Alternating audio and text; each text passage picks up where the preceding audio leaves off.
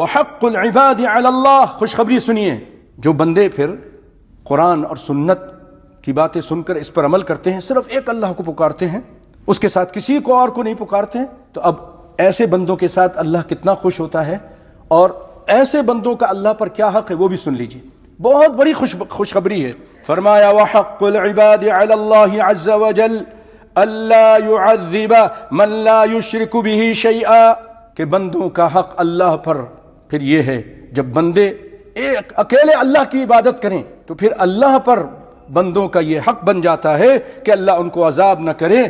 کن کو؟ من لا یشرک به شیئا، جو اس کے ساتھ کسی کو شریک نہیں کرتے ہیں، پھر اللہ ان کو عذاب نہیں کرے گا۔ یہ بندوں کا حق ہے، موحدین بندوں کا، وہ مسلمان بندے جو اللہ کے ساتھ کسی کو شریک نہیں کرتے، جو موحد ہیں، پھر یہ اللہ پر حق ہے، بندوں کا حق ہے کہ وہ ان بندوں کو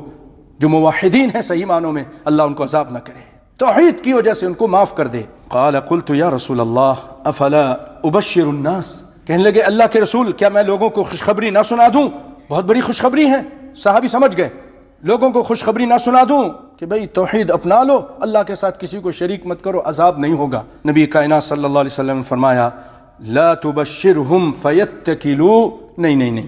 یہ خوشخبری تم ان کو مت سنانا، لوگ پھر اسی پر توکل کر کے بیٹھ جائیں گے اور عبادت میں کمزور پڑ جائیں گے۔ سیدنا معاذ بن جبل رضی اللہ تعالیٰ عنہ اس حدیث کو بیان نہیں کیا، ساری زندگی بیان نہیں کیا، لیکن جب موت کا ٹائم آیا، ان کی وفات کا وقت آیا، تو یہ کیونکہ علم تھا اور علم کو نہیں چھپانا چاہیے، تو پھر گناہ سے ڈرتے ہوئے کہ ایسا نہ ہو کہ میں علم کو چھپانے والا بن جاؤں اور علم کو چھپانے والا قیامت کے دن اس کے منہ پر لگام ہوگی، تو آپ نے پھر یہ چیز لوگوں کو بتا دی اپنے موت کے ٹائم۔ فأخبر بها معاذ عند موته،